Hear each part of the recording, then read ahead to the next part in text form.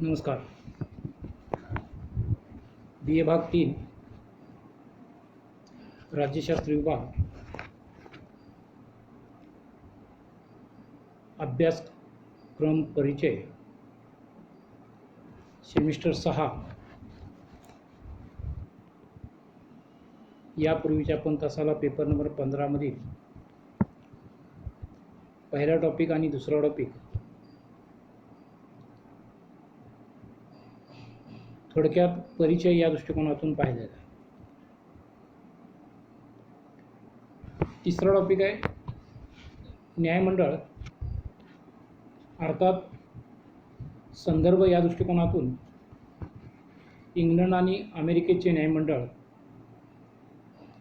आपण या ठिकाणी विचारात घेणार आहोत. इंग्लंड व अमेरिकेच्या न्यायमंडळाची रचना, अधिकार व कामे हा भाग आपण या ठिकाणी विचारात घेणार आहोत.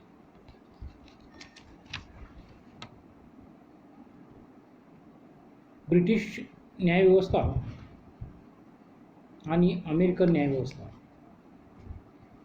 यांचा विचार करत असताना न्यायव्यवस्था ही एक शासन व्यवस्थेचा महत्त्वपूर्ण विभाग आहे किंवा अंग आहे. कोणत्याही देशाची शासन व्यवस्था स्थिर व यशस्वी होण्यासाठी आणि व्यक्ती स्वातंत्र्य सुरक्षित राहण्यासाठी न्यायव्यवस्था अत्यंत आवश्यक असते. व्यक्तीच्या आणि राष्ट्राच्या सर्वांगीण विकासासाठी न्यायपालिका आवश्यक असते. या दृष्टिकोनातून जर आपण पाहिलं तर इंग्लंडची न्यायव्यवस्था आपण प्रथम पाहणार आहोत. ब्रिटिश न्यायव्यवस्था ही आज जगातील एक आदर्श न्यायव्यवस्था मानली जाते. स्वतंत्र व निपक्षपाती न्यायव्यवस्था म्हणून ब्रिटिश न्यायव्यवस्थेचे धोरण जगातील सर्व न्यायव्यवस्थांना मार्गदर्शक ठरलेलं आहे. ब्रिटिश राज्यघटना अलिखित असूनही तेथील नागरिक जेवढ्या व्यक्ती स्वातंत्र्याचा उपभोग घेतात तितक्या व्यक्ती स्वातंत्र्याचा उपभोग इतर देशातील नागरिकांना मिळतो असं आपल्याला दिसून येत नाही. न्याय हा ब्रिटिश समाजाचा आधार आहे. तेथे न्याय स्वतंत्र निपक्षपाती असून तो सर्वांना समान पद्धतीने मिळतो. इंग्लंडमध्ये कायद्याचे अधिराज्य असून तेथे पैशाने न्याय विकत घेता येत नाही. इंग्लंडमध्ये सर्व नागरिकांना कायद्याची आणि न्यायाची समान वागणूक मिळते.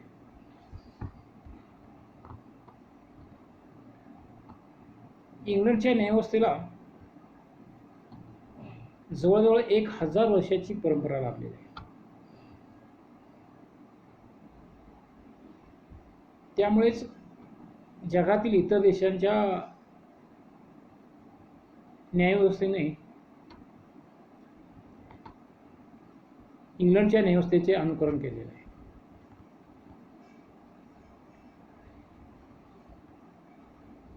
इंग्लंडमध्ये न्यायमंडळास न्यायालयीन पुनर्वलोकनाचा अधिकार नसला तरी तेथील न्यायव्यवस्थेचे स्वातंत्र्य सुरक्षित असलेले दिसून येते. इंग्लंडमधील न्यायालयीन स्वातंत्र्य सुरक्षित असून ब्रिटिश लोकशाही स्थिर व यशस्वी होण्यास इंग्लंडच्या न्यायव्यवस्थेचं महत्त्वपूर्ण योगदान आहे.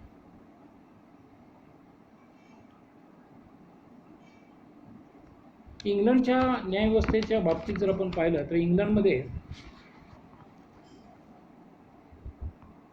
2 प्रकारचे कायदे आहेत.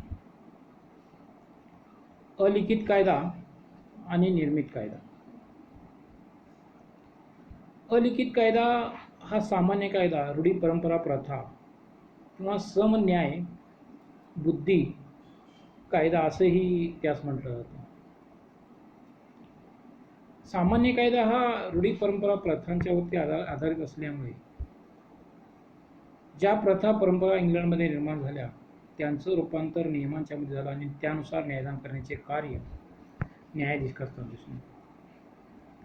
निर्मित कायदा म्हणजे ब्रिटिश पार्लमेंटने किंवा कायदेमंडळाने जो कायदा केलेला आहे त्याला निर्मित कायदा म्हटलं जातं. ब्रिटिश पार्लमेंट ही सार्वभौम असून कायदे निर्मितीविषयक ती सर्वश्रेष्ठ सत्ता आहे तिची.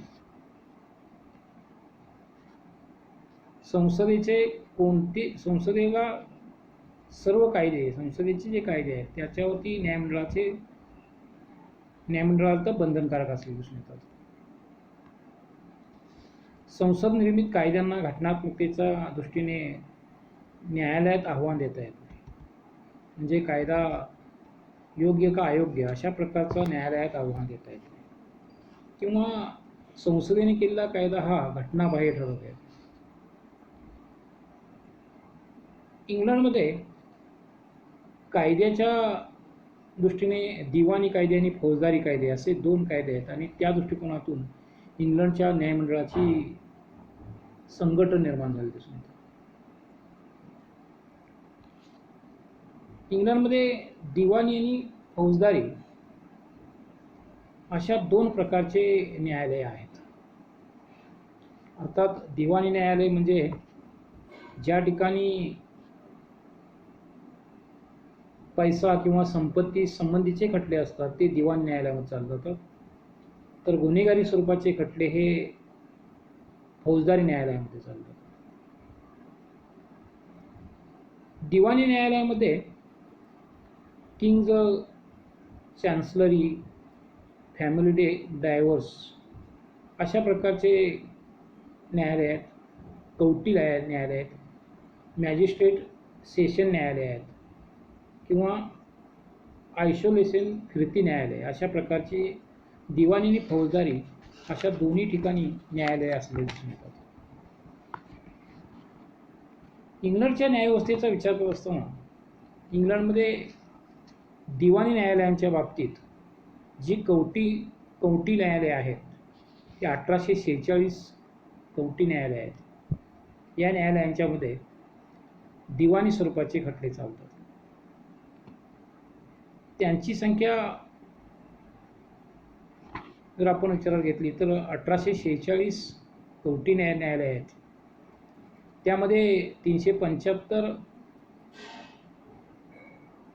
कनिष्ठ दिवाण न्यायालय आहेत. फिरती न्यायालयांच्यामध्ये ही न्यायालये फिरती असून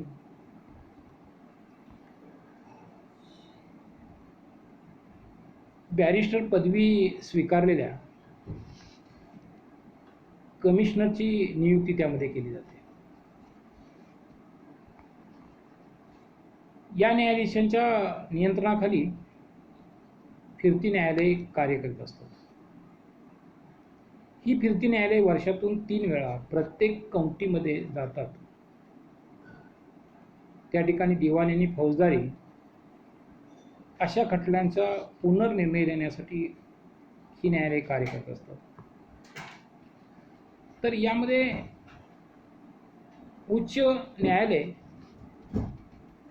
हे court of appeal, high court, crown court या 3 न्यायालयांचे मिळून सर्वोच्च न्यायालय निर्माण केले जाते. इंग्लंडमध्ये सर्वोच्च न्यायालय असे स्वतंत्र न्यायालय नाही. उच्च न्यायालयांचे 3 विभाग पाडले जातात आणि त्यांच्याद्वारे त्या ठिकाणी कार्य केलं जातं. कोर्ट ऑफ अपील हे दिवाणी न्यायालयातील सर्वोच्च न्यायालय मानलं जातं. कवटी न्यायालय व उच्च न्यायालय यातून आलेल्या अपिलावर पुनर्निर्णय देण्याचे कार्य करतं. तर उमराव सभागृह हे इंग्लंडच्या न्यायव्यवस्थेचे सर्वोच्च न्यायालय म्हणून ओळखलं जातं. कोर्ट ऑफ अपील न्यायालयाकडून आलेली दिवाण न्यायालयासंबंधी पुनर्निर्णय देण्याचे कार्य ही कवटी न्यायालय करीत असतात. उमराव घरातील 10 कायदा लॉर्ड कायदा लॉर्ड्स व अध्यक्ष म्हणून लॉर्ड चान्सलर यांची नियुक्ती या न्यायालयावर राजाकडून केली जाते. उमरावराचे हे न्यायालय दिवाणी दाव्यांचे अंतिम निर्णय देणारे न्यायालय असून ते कोणतीही शिफारस करीत नाही. किमान 3 न्यायाधीशांच्या उपस्थितीने या न्यायालयाचे कामकाज चालते. दिवाणी न्यायालयांच्या प्रमाणेच फौजदारी न्यायालय, मॅजिस्ट्रेट न्यायालय, त्याचप्रमाणे क्राऊन न्यायालय,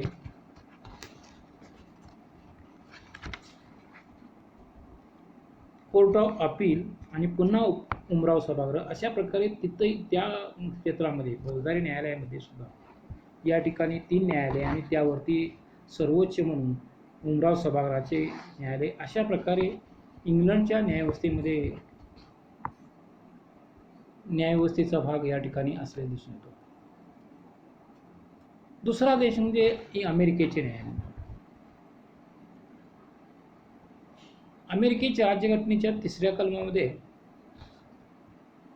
न्यायमंडळाची तरतूद केलेली आहे. अमेरिकन संघराज्याची न्यायसत्ता एक सर्वोच्च न्यायालय व वेळोवेळी काँग्रेस स्थापन करेल ती कनिष्ठ न्यायालय यांच्यामध्ये निश्चित केलेले आहे. अमेरिकन राज्यघटनेने सत्ताविभाजनाचे तत्त्व स्वीकारून कायदेमंडळ व कार्यकारी मंडळ यांच्या बरोबरीने न्यायमंडळाला स्थान व अधिकार दिलेले आहेत. अमेरिकन राज्यघटनेने केवळ सत्ताविभाजनाच्या तत्त्वाचा स्वीकार केलेला नाही तर नियंत्रण व संतुलनाची पद्धत स्वीकारली आहे. त्यामुळे शासन व्यवस्थेच्या 3 विभागांच्या मध्ये सत्तेचा समतोल राखला जातो. शासन व्यवस्थेतील कोणताही एक विभाग सामर्थ्यशाली होऊ न देता सत्तेचा समतोल साधलेला दिसून येतो. न्यायदानाचे सर्व अधिकार अमेरिकेच्या न्यायमंडळास प्राप्त झाले. अमेरिकेमध्ये न्यायाधीशांची नियुक्ती राष्ट्राध्यक्ष सिनेट सभागृहाच्या संमतीने करत असतो, तर काँग्रेस न्यायाधीशांच्या गैरवर्तनासाठी त्यांना बडतर्फ करू शकते. नियंत्रण आणि संतुलनाच्या तत्त्वामुळे न्यायमंडळावरती इतर 2 विभागाचे काही प्रमाणात नियंत्रण असल्यामुळे न्यायाधीश जबाबदारीने निपक्षपातीपणे न्यायदानाचे कार्य करत असतात. अमेरिकेमध्ये संघराज्यात्मक शासन पद्धतीचा स्वीकार केलेला असल्यामुळे सर्वश्रेष्ठ सांघिक न्यायालय निर्माण केलेले दिसून येते. घटक राज्यांची स्वायत्तता व अधिकार सुरक्षित राखण्यासाठी घटनेने सर्वोच्च न्यायालयाची तरतूद केलेली आहे. अमेरिकन न्यायव्यवस्थेच्या रचनेचा विचार करत असताना अमेरिकेमध्ये दुहेरी न्यायव्यवस्था आहे. संघराज्याची न्यायालये आणि घटक राज्याची न्यायालये अशा प्रकारे दुहेरी व्यवस्था अमेरिकन न्यायव्यवस्थेमध्ये असली दिसून येते. संघराज्याची न्यायालये अमेरिकेच्या संविधानाने आणि राज्य न्यायालये त्या घटक राज्याच्या संविधानाने निर्माण केलेली आहेत. आपल्याला माहीत आहे अमेरिकेमध्ये दुहेरी राज्यघटनेचा स्वीकार केला, म्हणजे अमेरिकेची राज्यघटना आणि घटक राज्याची राज्यघटना अशा प्रकारची व्यवस्था आहे. आणि त्यामुळं घटक राज्यांच्या राज्यघटनेने राज्यांतर्गतील न्यायव्यवस्थेची रचना निर्माण केली आहे. यापैकी संघराज्याची न्यायालय यांचा विचार करत असताना सर्वोच्च न्यायालय, कोर्ट ऑफ अपील आणि जिल्हा न्यायालय अशा प्रकारची 3 व्यवस्था या ठिकाणी असलेली दिसून येते. सर्वोच्च न्यायालय अमेरिकेच्या किंवा अमेरिकन राज्यघटनेच्या 3ऱ्या कलमाच्या 1ल्या विभागात सर्वोच्च न्यायालयाची तरतूद केली आहे. सर्वोच्च न्यायालय हे अमेरिकन संघराज्याचे सर्वश्रेष्ठ न्यायालय असून त्याचा दर्जा काँग्रेस व अध्यक्ष यांच्या बरोबरीचा असलेला दिसून येतो.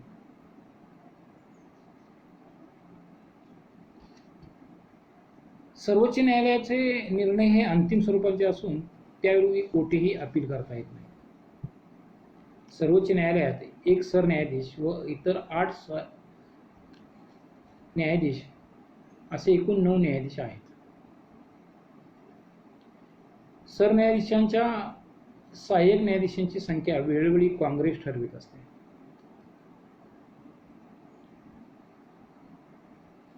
अर्थात ही संख्या कमी जास्त होत असली तरी आज एक सरन्यायाधीश 8 सहाय्यक न्यायाधीश अशी 9 सदस्य संख्या असलेली दिसून येते.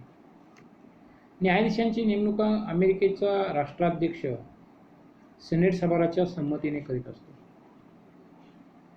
न्यायाधीशांची नेमणूक ही कायमस्वरूपी केली जाते, म्हणजे ते निवृत्त होईपर्यंत किंवा त्यांनी राजीनामा देईपर्यंत ते अधिकार पदावर राहू शकतात.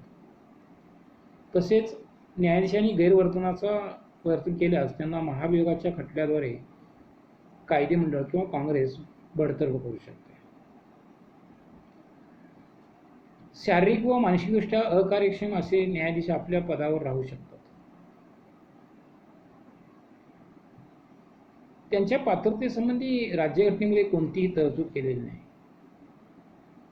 न्यायाधीशांचे शिक्षण काय असावे, वय काय असावे, अनुभव काय कोणता अशा प्रकारची तरतूद केलेली नसली तरी सुद्धा न्यायाधीशपदी आरूढ होणारी व्यक्ती ही निष्णात कायदेपंडित अनुभवी असावी अशी घटनाकारांची अपेक्षा होती असे वाटते. अध्यक्ष व सिनेट सभागृह यांच्याद्वारे नियुक्त झालेले न्यायाधीश हे ज्ञानी, अनुभवी, निष्णात कायदेपंडित असतील असं आपणास म्हणता येईल. न्यायाधीशांचे व इतर न्यायाधीशांची नेमणूक करताना अध्यक्षाच्या पक्षाचा प्रभाव काही अंशी पडतो हे आपल्याला दिसून येतं.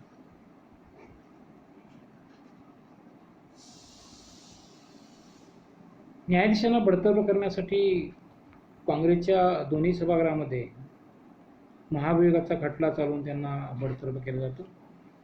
तसंच न्यायाधीशांचे वेतन ठरवण्याचा अधिकार अमेरिकेच्या काँग्रेसला असलेला दिसून येतो. सर्वोच्च न्यायालयाचे कामकाज ऑक्टोबर ते जून असे वर्षातील 9 महिने चालते. ऑक्टोबर महिन्याच्या पहिल्या सोमवारपासून सर्वोच्च न्यायालयाचे कामकाज चालते. खटल्याच्या सुनावणीच्या वेळी सरन्यायाधीश बैठकीच्या अध्यक्षस्थानी असतो. अमेरिकेच्या सर्वोच्च न्यायालयाचे अधिकारांचा विचार करत असताना अमेरिकेचे सर्वोच्च न्यायालय हे संघराज्याच्या न्यायविभागाच्या अधिकार क्षेत्रात विविध प्रकारच्या खटल्यांचा समावेश आहे. कायदा व समता या दृष्टिकोनातून घटनात्मक वाद, केंद्रीय कायदे, संघ सरकारने केलेले करार, राजदूत, मंत्री, व्यापारी, प्रतिनिधी, सल्लागार, दळणवळण, नाविक अशा वेगवेगळ्या विषयांचा समावेश केला जातो. तसेच राज्य आणि दुसऱ्या राज्यामधील व्यक्तीतील वाद, राज्यातील वाद, नागरिक आणि राज्यामधील वाद अशा प्रकारचे खटले सर्वोच्च न्यायालयात चालतात. यामध्ये प्रारंभिक अधिकार क्षेत्र म्हणजेच काही खटले फक्त सर्वोच्च न्यायालयात चालू जातात, त्याला प्रारंभिक अधिकार क्षेत्र म्हटलं जातं. अशा प्रकारच्या खटल्यांचा निर्णय देण्याचे कार्य सर्वोच्च न्यायालय करते. त्याचप्रमाणे कनिष्ठ सांघिक न्यायालयांनी, घटक राज्यातील उच्च न्यायालयांनी किंवा जिल्हा न्यायालयांनी घटनात्मक प्रश्नासंबंधी खटले पुनर्विचारासाठी सर्वोच्च न्यायालयाकडे येत असतात. त्यांचा पुनर्निर्णय देण्याचे कार्य सर्वोच्च न्यायालयाला करावे लागते. तसेच घटनेचा अर्थ लावण्याचे कार्य सुद्धा अमेरिकेच्या सर्वोच्च न्यायालयाकडून केलं जातं. अमेरिकन घटनेमध्ये एखादा प्रश्न निर्माण झाला असेल, घटनेतील अर्थासंबंधीचा प्रश्न निर्माण झाला असेल, त्याची जबाबदारी सर्वोच्च न्यायालय असते. त्यामुळे घटनेचा अर्थ लावण्याचे कार्य सर्वोच्च न्यायालयाला दिले जाते. त्याचप्रमाणे न्यायालयीन पुनर्वलोकनाचा अधिकार अमेरिकेच्या न्यायमंडळाचा हा एक विशेष अधिकार आहे. कायदेमंडळाने केलेला कायदा किंवा कार्यकारी मंडळाने घेतलेला निर्णय राष्ट्राध्यक्षाने घेतलेला निर्णय जर घटनेशी विसंगत असेल तर घटनेचे संरक्षण करण्याचा अधिकार न्यायमंडळाचा असल्यामुळं विसंगत कायदे रद्द करण्याचा न्यायमंडळाचा अधिकार म्हणजे न्यायालयीन पुनर्विलोकन. अमेरिकेच्या न्यायमंडळास, सर्वोच्च न्यायालयास न्यायालयीन पुनर्विलोकनाचा अधिकार प्राप्त झाला आहे. अमेरिकन राज्यघटनेच्या कलम 3 व कलम 6 मध्ये घटनात्मक कायद्याचे श्रेष्ठत्व स्पष्ट केले असून न्यायालयाचे अधिकार सर्व घटनात्मक तरतुदी संबंधीच्या खटल्यांना बंधनकारक असतील असे म्हटले आहे.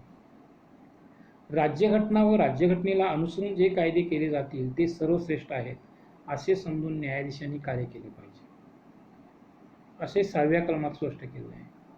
म्हणजेच अमेरिकेच्या सर्वोच्च न्यायालयास कायदेमंडळाने केलेला कायदा जर घटनेशी विसंगत असेल किंवा कार्यकारी मंडळाचा निर्णय जर घटनेशी विसंगत असेल तर त्यासंबंधी निर्णय घेण्याचा अधिकार,